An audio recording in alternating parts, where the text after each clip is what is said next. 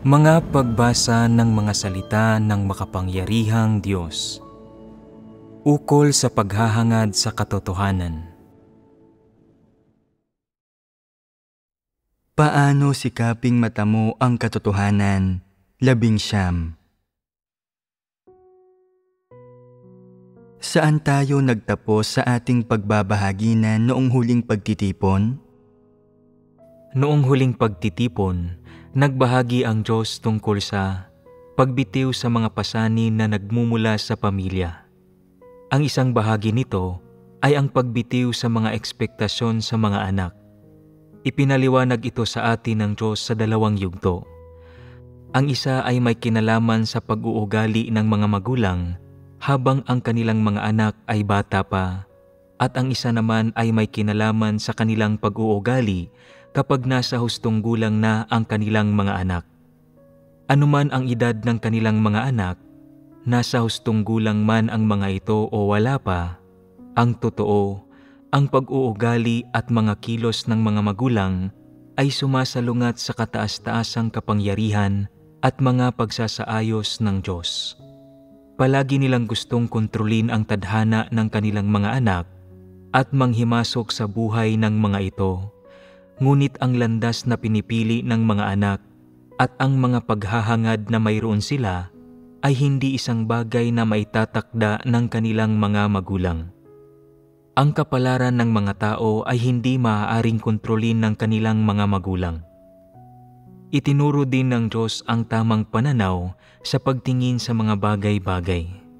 Anuman ang yugto ng buhay ng isang anak, sapat na para sa mga magulang nito na tuparin ang kanilang mga responsibilidad, at ang natitira ay tungkol na sa pagpapasakop sa kataas-taasang kapangyarihan, mga pagsasaayos at paunang pagtatakda ng Diyos.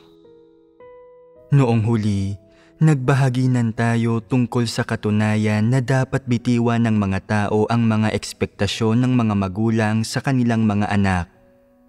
Siyempre, ang mga ekspektasyong ito ay udyok ng kagustuhan at ideya ng tao, at hindi tumutugma ang mga ito sa katunayan na isinasaayos ng Diyos ang tadhana ng tao. Ang mga ekspektasyong ito ay hindi parte ng responsibilidad ng tao. Ang mga ito ay dapat bitiwan ng mga tao. Gaano man kalaki ang mga ekspektasyon ng mga magulang sa kanilang mga anak, at gaano man inaakala ng mga magulang na wasto at nararapat ang mga ekspektasyon nila sa kanilang mga anak, hanggat lumalabag ang mga ekspektasyong ito sa katotohanan na ang Diyos ay may kataas-taasang kapangyarihan sa tadhana ng tao, dapat bitiwan ng mga tao ang mga ekspektasyong ito. Masasabi na isa rin itong negatibong bagay. Hindi ito wasto o positibo. Sumasalungat ito sa mga responsibilidad ng magulang at lagpas ito sa saklaw ng mga responsibilidad na iyon, at binubuo ito ng mga di makatotohanang ekspektasyon at hinihingi na salungat sa pagkatao. Noong huli, nagbahaginan tayo tungkol sa ilang di normal na kilos at asal, pati na rin sa ilang labis-labis na pag-uugali na ipinapakita ng mga magulang sa kanilang mga anak na wala pa sa hustong gulang, na nagdudulot ng iba't ibang negatibong impluensya at tensyon sa kanilang mga anak na sumisira sa pisikal, mental at espiritual na kapakanan ng mga anak. Ang mga bagay na ito ay nagpapahiwatig na ang ginagawa ng mga magulang ay hindi naaangkop at hindi nararapat. Ito ay mga kaisipan at kilos na dapat bitiwan ng mga taong naghahangad sa katotohanan, sapagkat mula sa perspektiba ng pagkatao, ang mga ito ay isang malupit at di makataong paraan ng pagwasak sa pisikal at mental na kapakanan ng isang bata. Sa makatuwid, ang dapat gawin ng mga magulang para sa kanilang mga anak na wala pa sa hustong gulang ay ang tuparin ang kanilang mga responsibilidad at hindi ang planuhin, kontrolin, patnugutan o itakda ang hinaharap at tadhana ng mga anak. Hindi ba't binanggit natin noong huli ang dalawang pangunahing aspekto ng pagtupad ng mga magulang sa kanilang mga responsibilidad sa kanilang mga menor de edad na anak? Kung isinasakatuparan ang dalawang aspektong ito, natupad mo na ang iyong responsibilidad. Kung hindi naman na isakatuparan ang mga ito, kahit papalakihin mo ang iyong mga anak upang maging alagad ng sining o isang individual na may talento, mananatiling hindi natutupad ang iyong responsibilidad. Kahit gaano pa magsikap ang mga magulang para sa kanilang mga anak, kahit mamuti pa ang kanilang buhok sa pag-aalala, mapagod pa sila ng husto hanggang sa magkasakit. Kahit gaano pa kalaki ang halagang ibinabayad nila, gaano man nila ibinubuhos ang kanilang puso, o gaano man karaming pera ang inilalabas nila, wala ni isa sa mga ito ang maituturing na pagsasakatuparan ng kanilang mga responsibilidad. Kaya, ano ang ibig sabihin kapag sinabi ko na dapat tuparin ng mga magulang ang kanilang mga responsibilidad sa kanilang mga batang anak? Ano ang dalawang pangunahing aspekto? Sino ang nakakaalala sa mga ito? Noong huli, nagbahagi ang Diyos tungkol sa dalawang responsibilidad. Ang isa ay ang pangangalaga sa pisikal na kalusugan ng bata at ang isa pa ay ang paggabay, pagtuturo at pagtulong sa kanilang mental na kalusugan. Napakasimple lang nito. Sa totoong buhay, madali lang alagaan ang pisikal na kalusugan ng isang bata. Huwag mo lang siyang hayaang magkaroon ng maraming bukol o pasa o na kumain ng mga maling pagkain. Huwag kang gumawa ng anumang bagay na makakasama sa kanyang paglaki at sa abot ng makakaya ng mga magulang, tiyakin mong mayroon siyang sapat na pagkain, na kumakain siya ng maayos at nakabubuti sa kalusugan, na siya ay nakapagpapahinga ng sapat, nananatiling malaya sa sakit, o paminsan-minsan lang nagkakasakit at naipagagamot sa oras kapag siya ay may sakit.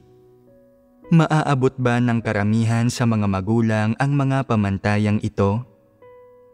Ito ay isang bagay na kayang maisakatuparan ng mga tao. Madali lang ang mga gampaning ibinibigay ng Diyos sa mga tao. Dahil kaya ring tugunan ng mga hayop ang mga pamantayang ito, kung hindi ito magawang tugunan ng mga tao, hindi ba't mas masahol pa sila kaysa sa mga hayop? Kung maging ang mga hayop ay kayang isakatuparan ang mga bagay na ito, ngunit hindi ito kaya ng mga tao, tunay silang kahabag-habag. Ito ang responsibilidad ng mga magulang sa pisikal na kalusugan ng kanilang mga anak. Tungkol naman sa kalusugang pangkaisipan ng kanilang mga anak, isa rin itong responsibilidad na dapat tuparin ng mga magulang habang nagpapalaki sila ng mga batang anak. Sa sandaling malusog na ang katawan ng kanilang mga anak, dapat ding itaguyod ng mga magulang ang kalusugang pangkaisipan at ang mga iniisip ng mga ito. Tiyakin na pinag-iisipan ng kanilang mga anak ang mga problema sa mga paraan at direksyon na positibo, aktibo at optimistiko upang maging mas maganda ang kanilang buhay at hindi sila maging radikal, madaling mabaluktot o mapanlaban. Ano pa?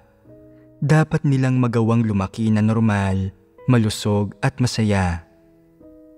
Halimbawa, kapag nagsisimula ng maintindihan ng mga anak ang sinasabi ng kanilang mga magulang at kaya na nilang makipag-usap ng simple at normal sa kanilang mga magulang, at kapag nagsisimula na silang magka-interes sa mga bagay-bagay, maaaring magsalaysay sa kanila ang kanilang mga magulang ng mga kwento sa Biblia o magbahagi ng mga simpleng kwento tungkol sa pag-asal upang gabayan sila.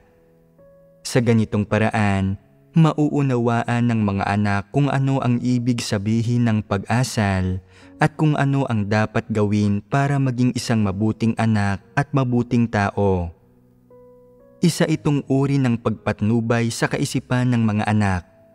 Hindi sila dapat sabihan lamang ng kanilang mga magulang na kailangan nilang kumita ng maraming pera paglaki nila o na maging opisyal sila na may mataas na ranggo na magkakaloob sa kanila ng walang katapusang kayamanan at maglalayo sa kanila sa paghihirap o sa paggawa ng mahirap na trabahong pisikal at na magbibigay sa kanila ng kapangyarihan at katanyagan na utus-utusan ang iba. Hindi dapat ikintal ng mga magulang ang mga ganitong negatibong bagay sa kanilang mga anak, kundi dapat silang magbahagi ng mga positibong bagay sa mga ito.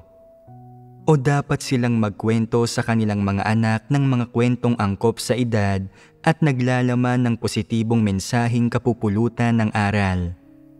Halimbawa, ang pagtuturo sa mga anak na huwag magsinungaling at huwag maging isang batang nagsisinungaling. Ang ipaunawa sa mga ito na dapat harapin ng isang tao ang mga kahihinatnan ng pagsisinungaling. Ang ipaliwanag ang sarili nilang saloobin tungkol sa pagsisinungaling at ang bigyang diin na ang mga batang nagsisinungaling ay masasamang bata at naayaw ng mga tao ang mga ganitong bata. Kahit papaano man lang, dapat ipaalam ng mga magulang sa kanilang mga anak na dapat maging matapat ang mga ito. Dagdag pa rito, dapat ding pigilan ng mga magulang na magkaroon ang kanilang mga anak ng mga labis-labis o radikal na ideya. Paano ito mapipigilan? Kailangang turuan ng mga magulang ang kanilang mga anak na maging mapagparaya sa iba, na magpakita ng pasensya at kapatawaran, na hindi maging sutil o makasarili kapag nangyayari ang mga bagay-bagay, at na matutong maging mabait at maayos makisalamuha sa iba. Kung makakatagpo ang mga anak ng masasamang tao na magtatangkang pinsalain sila, dapat natuto silang umiwas sa halip na harapin ang sitwasyon sa pamamagitan ng komprontasyon at karahasan. Dapat iwasan ng mga magulang ang pagtatanim o pagkintal ng mararahas na kaisipan sa isipan ng kanilang mga batang anak. Dapat nilang gawing malinaw na ang karahasan ay hindi isang bagay na ikinalulugod ng mga magulang at na ang mga anak na may tendensiyang gumawa ng karahasan ay hindi mabubuting anak. Kung ang mga tao ay may tendensiyang maging marahas, maaaring kalaunan ay makagawa sila ng krimen at maharap sa pagkontrol ng lipunan at pagpaparusa ayon sa batas.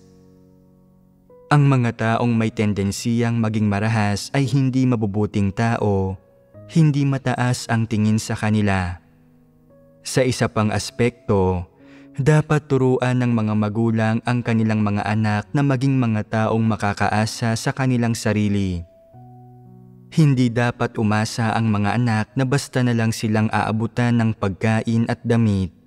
Dapat nilang matutunan na sila mismo ang gumawa ng mga bagay-bagay tuwing kaya nila o alam nila kung paano gawin ang mga iyon, na makaiiwas sa palagi ang mentalidad ng katamaran. Sa iba't ibang paraan, dapat gabayan ng mga magulang ang kanilang mga anak na maunawaan ang mga positibo at wastong bagay na ito. Siyempre, kapag nakikita nilang nangyayari o lumilitaw ang mga negatibong bagay, dapat lamang ipaalam ng mga magulang sa kanilang mga anak na ang ganoong pag-uugali ay hindi mabuti, na hindi ganoon ang ginagawa ng mabubuting anak, na sila mismo ay hindi gusto ang ganoong pag-uugali at na ang mga batang gumagawa niyon ay maaaring maharap sa pagpaparusa ng batas, mga multa at paghihiganti ng ibang tao sa hinaharap. Sa madaling salita, dapat iparating ng mga magulang sa kanilang mga anak ang mga pinakasimple at pinakapangunahing prinsipyo ng pag-asal at pagkilos. Kahit papaano man lang, habang wala pa sa hustong gulang ang mga anak, dapat silang matutong magsagawa ng pagkilatis, matukoy ang kaibahan ng mabuti at masama, malaman kung anong mga kilos ang tumutukoy sa isang mabuting tao kumpara sa isang masamang tao, kung anong mga bagay ang nagpapakita ng asal ng isang mabuting tao at aling mga kilos ang itinuturing na masama at nagpapakita ng asal ng isang masamang tao. Ito ang mga pinakapangunahing bagay na dapat ituro sa kanila. Dagdag pa rito, dapat maunawaan ng mga bata na kinamumuhian ng iba ang ilang pag-uugali, gaya ng pagnanakaw o pagkuha sa mga gamit ng iba nang walang permiso, paggamit sa mga pagmamayari ng iba nang walang pahintulot, pagpapakalat ng tsismis, at paghahasik ng hidwaan sa pagitan ng mga tao. Ang mga ito at ang mga pagkilos na natutulad dito ay lahat palatandaan ng asal ng isang masamang tao. Ang mga ito ay mga negatibong bagay at hindi kalugod-lugod para sa Diyos. Habang medyo lumalaki ang mga anak, dapat silang turuan na huwag maging sutil sa anumang ginagawa nila, huwag mawalan agad ng interes o maging padalos-dalos o pabigla-bigla. Dapat nilang isaalang-alang ang mga kahihinatnan ng anumang kilos na maaari nilang gawin. At kung alam nila na magiging hindi kanais-nais o mapaminsala ang mga kahihinat ng iyon, dapat silang magpigil at huwag hayaang maghari sa isipan nila ang mga pakinabang at hangarin. Dapat ding turuan ng mga magulang ang kanilang mga anak tungkol sa mga tipikal na salita at kilos ng masasamang tao na magbibigay sa mga anak ng simpleng pagkaunawa sa masasamang tao at sa mga pamantayang gagamitin sa pagsuri sa mga ito. Dapat matutunan ng mga bata na huwag agad magtiwala sa mga estranghero o sa mga pangako ng mga ito at huwag tumanggap ng mga bagay mula sa mga estranghero nang walang pag-iingat. Ang lahat ng ito ay dapat ituro sa mga bata dahil ang mundo at ang lipunan ay masama at puno ng mga patibong. Hindi dapat basta-bastang magtiwala ang mga bata sa kung sino-sino lang. Dapat silang turuang kumilatis ng masasamang tao at mga taong malulupit na maging maingat at lumayo sa masasamang tao upang maiwasang madawit o malinlang sila ng mga ito. Tungkol naman sa mga fundamental na aral na ito, dapat gabayan at patnubayan ng mga magulang ang kanilang mga anak ng may positibong perspektiba sa panahon ng kanilang paglaki.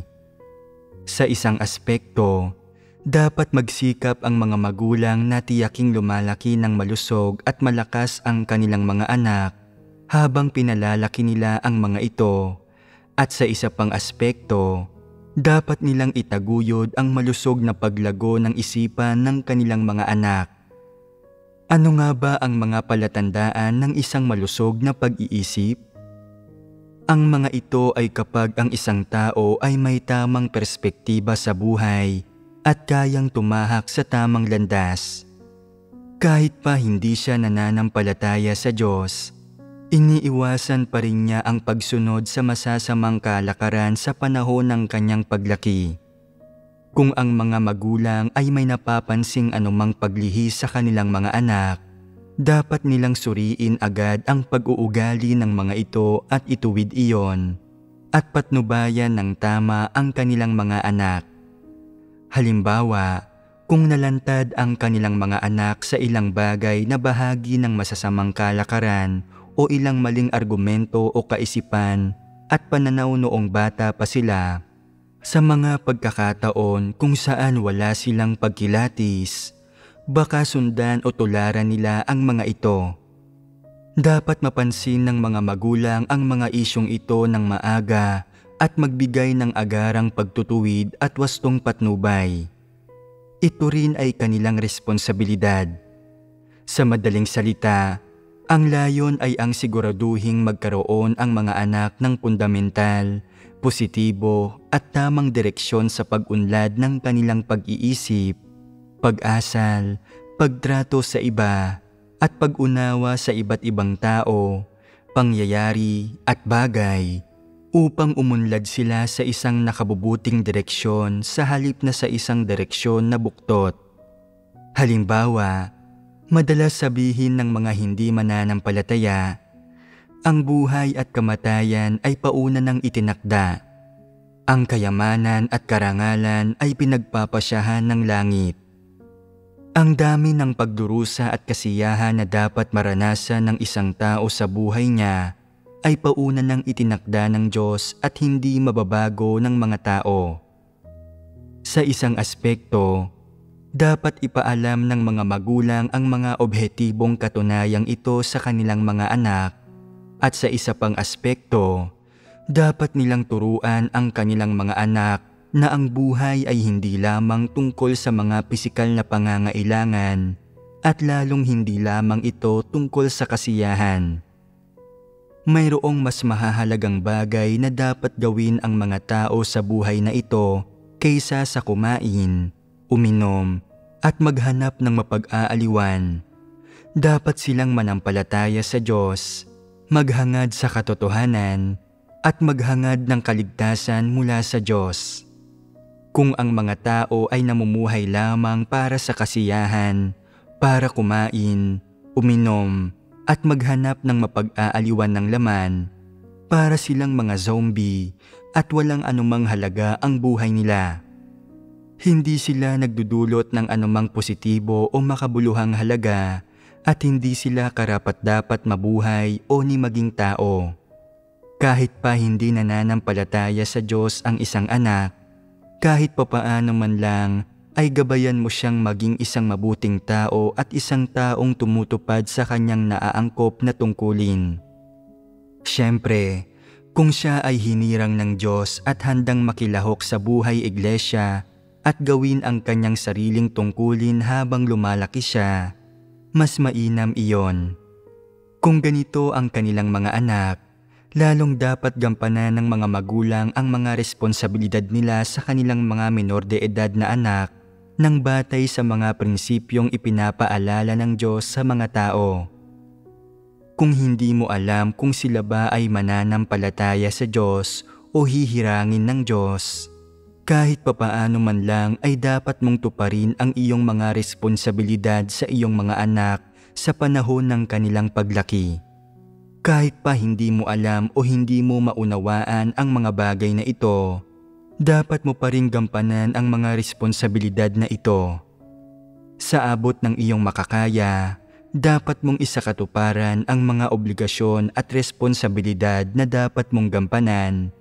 Ibahagi sa iyong mga anak ang mga positibong ideya at bagay na iyon ang nalalaman.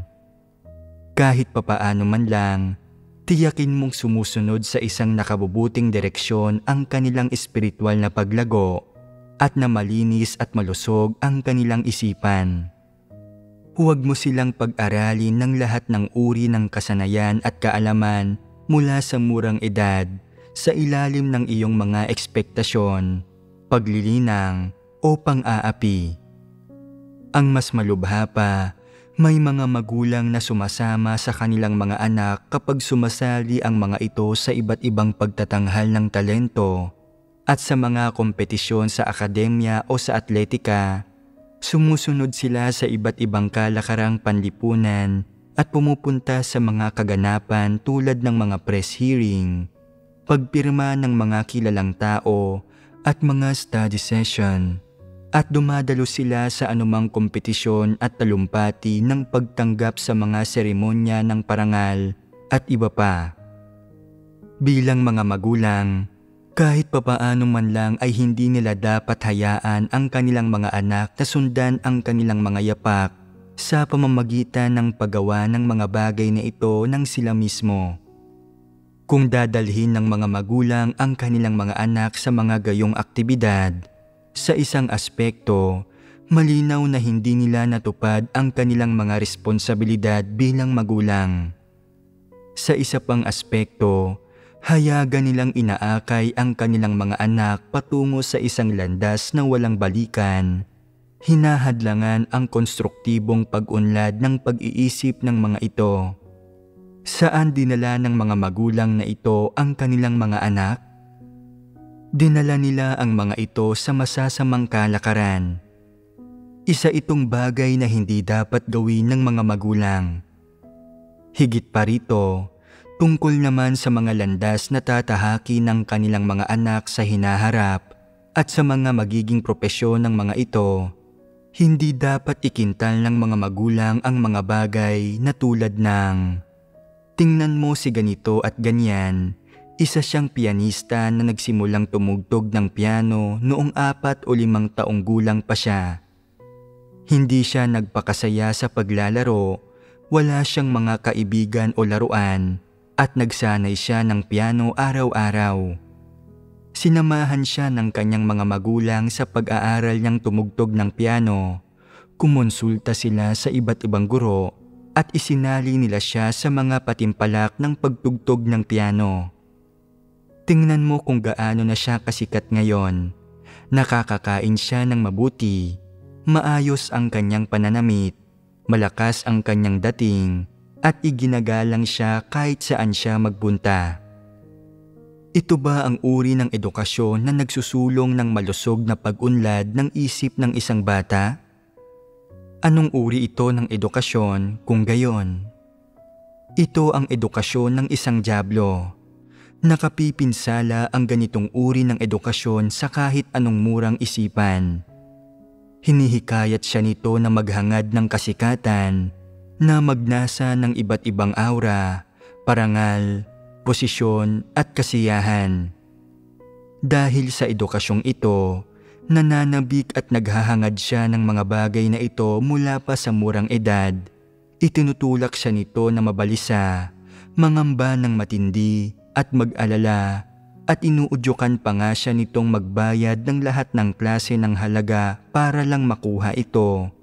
Gumigising siya ng maaga at nagtatrabaho hanggang gabi para aralin ang kanyang takdang aralin at mag-aral ng iba't ibang kasanayan.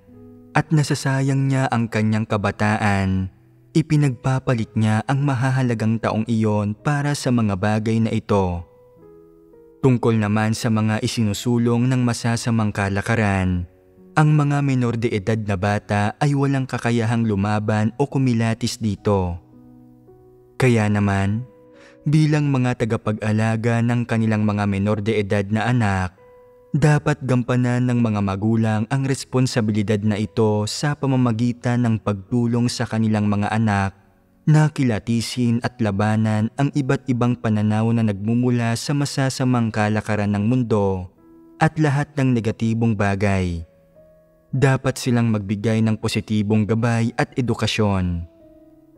Siyempre, may kanya-kanyang mga adhikain ang bawat isa at may ilang bata na kahit pa hadlangan ng kanilang mga magulang ang mga gayong paghahangad, ay maaaring nasain pa rin ang mga iyon. Hayaan silang hilingin kung ano ang gusto nila. Dapat tuparin ng mga magulang ang kanilang mga responsibilidad. Bilang magulang, mayroon kang obligasyon at responsibilidad na patnubayan ang mga kaisipan ng iyong mga anak at patnubayan sila sa isang positibo at nakabubuting direksyon. Pagdating naman sa kung pipiliin ba nilang makinig sa iyo o gugustuhin ba nilang isagawa ang mga turo mo paglaki nila, sariling pasya na nila iyon na hindi mo na mapanghihimasukan o makokontrol. Sa madaling salita, sa panahon ng paglaki ng kanilang mga anak, may responsibilidad at obligasyon ang mga magulang na ikintal sa isipan ng kanilang mga anak ang iba't ibang malusog, wasto, at positibong kaisipan at pananaw, pati na rin ang mga layon sa buhay. Ito ang responsibilidad ng mga magulang. Sinasabi ng ilang magulang na ni hindi ko nga alam kung paano turuan ang mga anak ko. Magulo na ang isip ko simula pa noong bata ako. Ginagawa ko lang ang anumang sabihin sa akin ng mga magulang ko nang hindi tinutukoy ang tama sa mali. Kahit ngayon, hindi ko pa rin alam kung paano magturo sa mga anak. Huwag kang mag-alala na hindi mo alam. Hindi naman iyon laging masamang bagay. Ang mas masama ay kapag alam mo nga pero hindi mo naman ito isinasagawa. Patuloy mo pa ring tinuturuan ang iyong mga anak para lang maging magaling sila at sinasabi mong, wala na akong silbi ngayon pero gusto kong mahigitan ako ng mga anak ko. Ang nakababatang henerasyon ay nakikibahagi sa tagumpay ng kanilang nakatatanda at dapat higitan nila ang mga ito. Kasalukuyan akong naglilingkod bilang pinuno ng seksyon. Kaya ang mga anak ko ay dapat maging mayor, gobernador o makaabot pa nga sa mas mataas na antas sa gobyerno o hindi kaya ay maging pangulo. Wala nang kailangan pang sabihin sa mga ganitong tao. Hindi tayo nakikipag-ugnayan sa mga taong tulad nito. Ang responsibilidad ng magulang na pinag-uusapan natin ay positibo, maagap at may kaugnayan sa katotohanan. Para sa mga naghahangad sa katotohanan, kung nais mong tuparin ang iyong responsibilidad sa iyong mga anak, ngunit hindi ka nakakasiguro kung paano tuparin ang responsibilidad na iyon, simulan mong mag-aral mula sa simula. Madali lang iyon. Ang pagtuturo sa mga nasa hustong gulang ay hindi madali, pero ang pagtuturo sa mga bata ay madali lang, hindi ba? Matuto at magturo ka ng sabay, ituro mo ang bago mong natutunan. Hindi ba't madali lang iyon? Madaling magturo sa iyong mga anak. Mas mainam pang tuparin mo ang iyong responsibilidad pagdating sa kalusugang pangkaisipan ng iyong mga anak. Kahit pa hindi mo ito magawa ng perpekto, mas mabuti pa rin ito kaysa sa hindi mo sila turuan man lang. Ang mga bata ay nasa murang edad pa at walang muwang. Kung hinahayaan mo silang makakuha ng kanilang impormasyon mula sa telebisyon at iba't ibang pinagmulan, maghangad ng anumang nais nila at mag-isip at kumilos ng naaayon sa kanilang kagustuhan ng walang edukasyon o pangangasiwa, hindi mo natupad ang iyong responsibilidad bilang magulang. Nabigo ka sa iyong tungkulin at hindi mo natapos ang iyong responsibilidad at obligasyon. Kung dapat gampanan ng mga magulang ang kanilang responsibilidad sa kanilang mga anak, hindi sila maaaring maging pasibo, bagkus ay dapat silang aktibong mag-aral ng ilang kaalaman at karunungan na makakatulong sa pag-aalaga sa kalusugang pangkaisipan ng kanilang mga anak o mag-aral ng ilang batayang prinsipyo na may kaugnayan sa katotohanan nang nagsisimula mula sa umpisa. Ang lahat ng ito ay mga bagay na dapat gawin ng mga magulang. Ito ay tinatawag na pagtupad sa responsibilidad ng isang tao. Siyempre, hindi magiging walang saysay ang pagkatuto mo. Sa proseso ng pagkatuto at pagtuturo sa iyong mga anak, mayroon ka ring makakamit. Dahil habang tinuturuan mo ang iyong mga anak na paunlarin ang kanilang kalusugang pangkaisipan sa isang nakabubuting direksyon, bilang isang taong nasa hustong gulang, hindi maiiwasang makakatagpo at matututo ka ng ilang positibong ideya. Kapag masinsinan at seryoso mong binibigyang pansin ang mga positibong ideya o prinsipyo at mga pamantayang ito sa pag-asal at pagkilos, may makakamit ka nang hindi mo namamalayan. Hindi ito magiging walang saysay. Ang pagtupad sa iyong responsibilidad sa sarili mong mga anak ay hindi isang bagay na ginagawa mo para sa iba. Dapat mo itong gawin dahil sa ugnayan mo sa iyong mga anak, ugnayang kapwa emosyonal at sa dugo. Kahit pa kumilos o umasal ang iyong mga anak sa paraang hindi tumutugon sa iyong mga ekspektasyon, pagkatapos mo itong gawin, kahit papaano, mayroon ka pa ring nakamit. Alam mo kung ano ang ibig sabihin ng turuan ang iyong mga anak at tuparin ang iyong responsibilidad sa kanila. Nagawa mo na ang iyong responsibilidad. Tungkol naman sa mga landas na tatahakin ng iyong mga anak sa hinaharap, kung paano nila pipiliing umasal at ang tadhanang naghihintay sa kanila sa buhay, hindi mo na iyon dapat ipag-alala. Kapag nasa hustong gulang na sila, maaari ka na lamang umantabay at manood habang nangyayari ang kanilang buhay at tadhana. Wala ka ng obligasyon o responsibilidad na makisali. Kung hindi ka nagbigay ng napapanahong gabay, edukasyon at mga limitasyon sa ilang usapin para sa kanila noong menor de edad pa sila, maaaring pagsisisihan mo ito kapag nasa hustong gulang na sila at nagsasabi o gumagawa sila ng mga bagay na hindi mo inaasahan o nagpapakita sila ng mga saloobin at pag-uugaling hindi mo inaakala. Halimbawa, noong bata pa sila, palagi mo silang tinuturuan. Sinasabi mong, mag-aral ka ng mabuti, pumasok sa kolehiyo, magpatuloy sa postgraduate studies o kumuha ng PhD. Maghanap ng magandang trabaho, maghanap ng isang mabuting mapapangasawa at bumuo ng pamilya, at pagkatapos ay magiging maganda ang buhay. Sa pamamagitan ng iyong pagtuturo, panghihikayat at iba't ibang klase ng panggigipit, tinahak at sinunod nila ang landas na itinakda mo para sa kanila at nakamit nila ang iyong inaasahan, gaya mismo ng iyong ninanais, at ngayon ay hindi na sila makabalik. Kung pagkatapos mong maunawaan ang ilang katotohanan at ang mga layunin ng Diyos dahil sa iyong pananalig, at pagkatapos mong magkamit ng mga tamang kaisipan at pananaw, ay sinusubukan mo na ngayong sabihan sila na huwag nang hangarin ang mga bagay na iyon, malamang natututol sila. Hindi ba't ginagawa ko kung ano mismo ang gusto mo? Hindi ba't itinuro mo sa akin ang mga bagay na ito noong bata pa ako? Hindi ba't hiningi mo ito sa akin? Bakit mo ako pinipigilan ngayon? Mali ba ang ginagawa ko?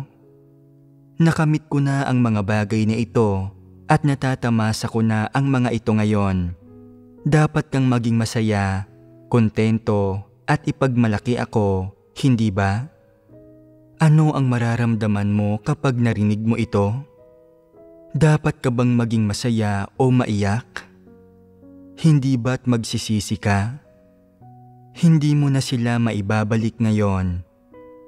Kung hindi mo sila tinuruan ng ganito noong bata pa sila, kung binigyan mo sila ng masayang kabataan na walang anumang panggigipit, nang hindi sila tinuturuang maging mas magaling kaysa sa iba, na magkaroon ng mataas na posisyon o kumita ng maraming pera, o na maghangad ng kasikatan, pakinabang at katayuan, kung hinayaan mo na lang silang maging mabuti at ordinaryong tao, nang hindi iginigiit sa kanila na kumita ng maraming pera, magsaya ng husto, o suklian ka ng labis, hinihiling lang na maging malusog at masaya sila, na maging isang simple at masayang tao sila, marahil ay mas naging bukas silang tumanggap sa ilang kaisipan at pananaw na pinanghahawakan mo pagkatapos mong sumampalataya sa Diyos.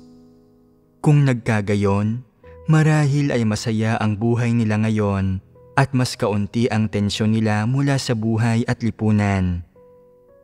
Bagamat hindi sila nagkamit ng kasikatan at pakinabang, kahit papaano ay masaya, tahimik at payapa ang puso nila. Ngunit habang lumalaki sila, dahil sa iyong paulit-ulit na pagsulsol at pag-uudyok, dahil sa iyong panggigipit, walang humpay silang naghangad ng kaalaman, pera, kasikatan at pakinabang. Sa huli, nakamit nila ang kasikatan, pakinabang at katayuan. Bumuti ang buhay nila, mas nasiyahan sila at kumita sila ng mas maraming pera. Ngunit ang buhay nila ay sobrang nakakapagod. Sa tuwing nakikita mo sila, bakas ang pagod sa mukha nila. Kapag umuuwi sila, bumabalik sa iyo, ay saka lang sila naglalakas loob na tanggalin ang kanilang mga maskara at aminin na pagod na sila at nais nilang magpahinga. Ngunit sa sandaling lumabas sila, Hindi na sila katulad ng dati. Muli nilang isinusuot ang maskara. Tinitingnan mo ang kanilang pagod at kaawa-awang ekspresyon at naaawa ka sa kanila, pero wala kang kapangyarihan na ibalik sila sa dati. Hindi na sila makakabalik. Paano ito nangyari? Hindi ba't may kinalaman ito sa iyong pagpapalaki? Wala sa mga ito ang likas na nilang alam o hinangad mula sa murang edad. May tiyak itong kaugnayan sa iyong pagpapalaki. Kapag nakikita mo ang mukha nila, kapag nakikita mong nasa ganitong kalagayan ang kanilang buhay, hindi ba't sumasama ang loob mo? Ngunit wala kang kapangyarihan. Ang tanging natitira ay panghihinayang at lungkot. Maaaring nararamdaman mo na lubusan ng inagaw ni Satanas ang iyong anak, na hindi na siya makakabalik at na wala kang kapangyarihan na iligtas siya. Ito ay dahil hindi mo tinupad ang iyong responsibilidad bilang magulang. Ikaw ang nagpahamak sa anak mo, ang nagligaw sa kanya gamit ang iyong maling ideolohikal na pagtuturo at gabay. Hindi na siya makakabalik kailanman. At sa huli, nagsisisi ka na lang. Nakatingin ka lang nang walang magawa habang nagdurusa ang iyong anak, ginagawang tiwali ng masamang lipunang ito, nabibigatan sa mga kagipitan ng buhay, at wala kang magawa para tulungan siya.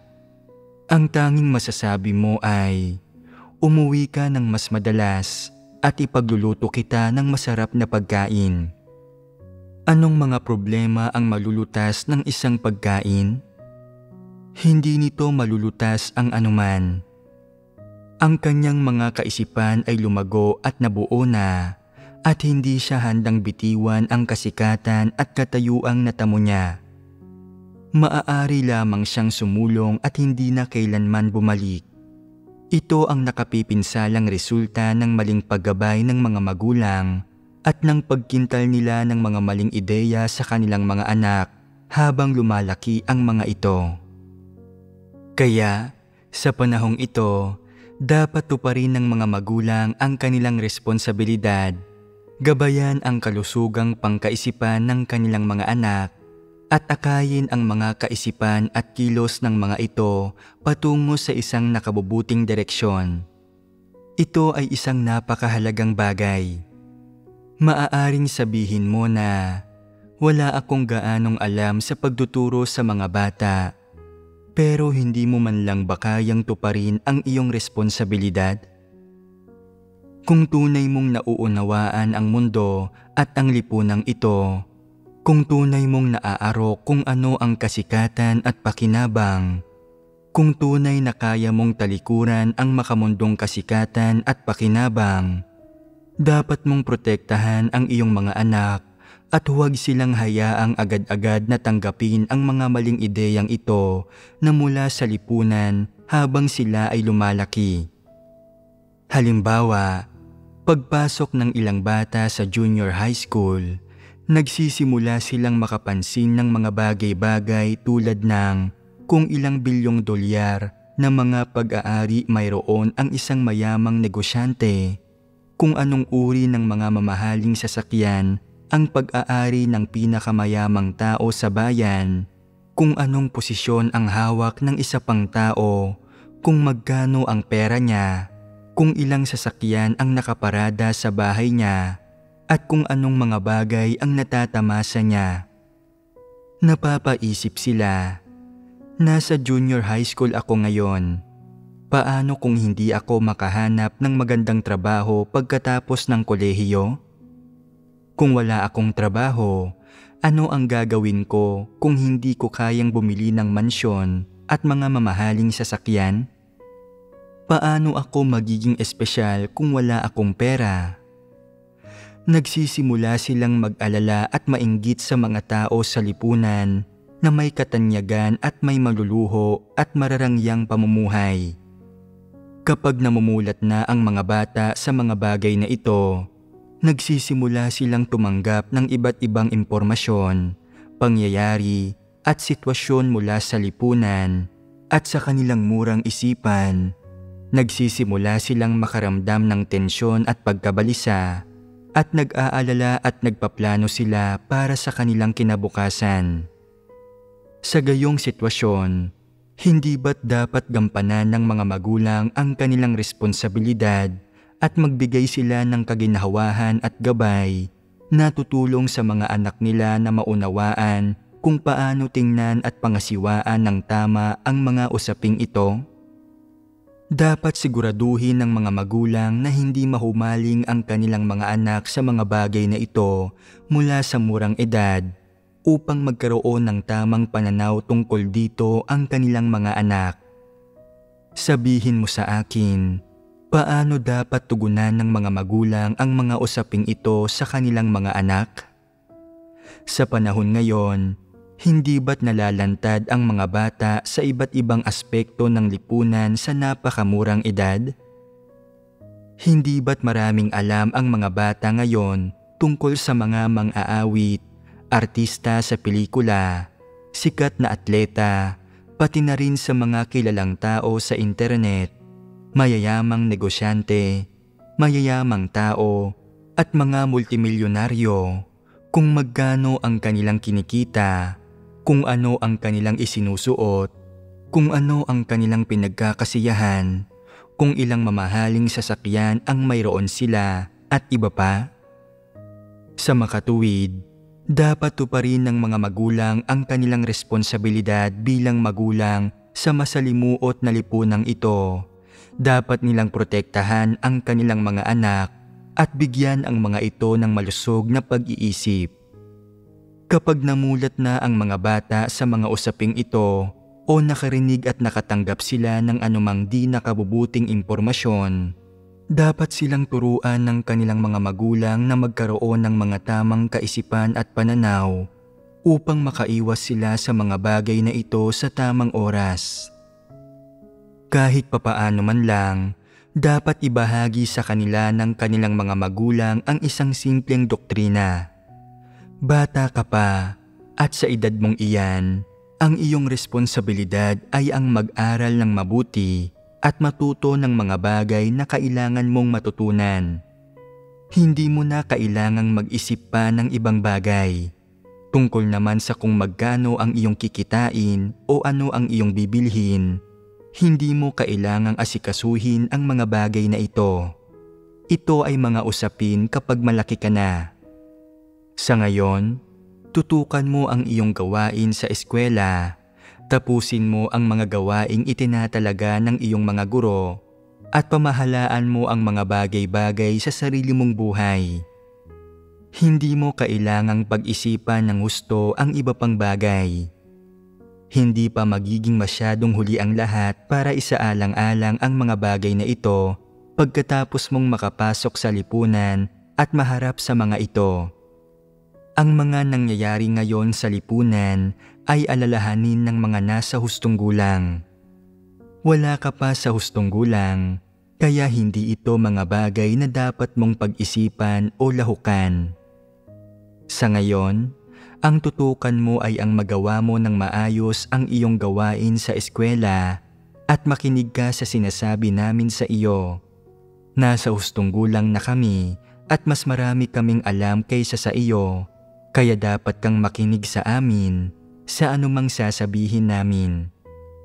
Kung matututunan mo ang mga bagay na iyon sa lipunan at susundin at gagayahin mo ang mga iyon, hindi iyon magiging kapaki-pakinabang sa iyong pag-aaral at gawain sa eskwela. Maaaring makaapekto ito sa pag-aaral mo. Kung magiging anong uri ka ng tao sa hinaharap o kung anong uri ng propesyon ang magkakaroon ka, ito ay mga bagay na dapat isaalang-alang sa hinaharap. Sa ngayon, ang tungkulin mo ay ang asikasuhin ang iyong pag-aaral. Kung hindi ka magiging mahusay sa iyong pag-aaral, hindi ka magtatagumpay sa iyong edukasyon at hindi ka magiging isang mabuting anak. Huwag mo nang isipin ang iba pang bagay. Walang kinalaman ang mga iyon sa iyo. Kapag mas matanda ka na, saka mo mauunawaan ang mga bagay na iyon. Hindi ba't ito ang pinakapundamental na doktrinang dapat maunawaan ng mga tao? Ipaalam ito sa mga bata. Ang tungkulin mo ngayon ay ang mag-aral, hindi ang kumain, uminom at magsaya. Kung hindi ka mag-aaral, masasayang mo ang iyong oras at mapapabayaan mo ang iyong pag-aaral. Ang mga bagay sa lipunan na may kinalaman sa pagkain, pag-inom, paghahanap ng mapag-aaliwan, at iba pang mga bagay ay pawang para sa mga nasa hustong gulang na. Ang mga wala pa sa hustong gulang ay hindi dapat makisali sa mga ganoong aktibidad. Madali ba para sa mga bata na tanggapin ang mga salitang ito? Hindi mo ipinagkakait sa kanila ang karapatang malaman ang tungkol sa mga usaping ito o mainggit dito. Kasabay nito, itinuturo mo kung ano ang dapat nilang gawin. Magandang paraan ba ito ng pagtuturo sa mga anak? Simpleng hakbang ba ito? Dapat matuto ang mga magulang na gawin ito at, sa abot ng kanilang makakaya, dapat nilang pag-aralan kung paano turuan at alagaan ang kanilang mga menor de edad na anak batay sa sariling abilidad, mga kondisyon at kakayahan ng mga ito. Dapat nilang gampanan ang kanilang responsibilidad sa kanilang mga anak at gawin ang lahat ng ito sa abot ng kanilang makakaya. Walang mga istrikto o mahigpit na pamantayan para dito. Nakadepende ito sa bawat tao. Magkakaiba ang mga sitwasyon ng pamilya ng bawat isa at iba-iba rin ang kakayahan ng bawat tao. Kaya, pagdating sa pagtupad ng responsibilidad ng pagtuturo sa mga anak, ang bawat tao ay may sarili niyang mga pamamaraan. Dapat mong gawin ang anumang epektibong paraan na nagbibigay ng mga ninanais na resulta. Dapat kang umakma sa personalidad, edad at kasarian ng iyong mga anak. May ilan na maaaring kinakailangang mas higpitan, samantalang ang iba ay maaaring nangangailangan ng mas malumanay na pamamaraan. Maaaring nakabubuti sa ilan ang mas mahigpit na estilo, habang ang iba ay maaaring lumago sa isang mas maluwag na kapaligiran. Dapat iakma ng mga magulang ang kanilang mga pamamaraan batay sa individual na sitwasyon ng kanilang mga anak. Ano't anuman, ang pinakalayon ay ang mapangalagaan ang kalusugang pangkaisipan ng mga anak at ang magabayan sila patungo sa isang nakabubuting direksyon kapwa sa kanilang mga kaisipan at sa mga pamantayan ng kanilang mga kilos.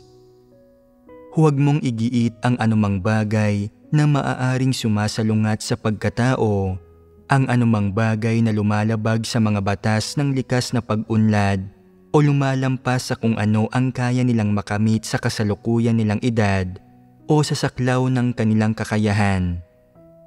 Kapag nagagawa ng mga magulang ang lahat ng ito, natupad na nila ang kanilang responsibilidad. Mahirap bang makamit ito? Hindi ito isang komplikadong bagay.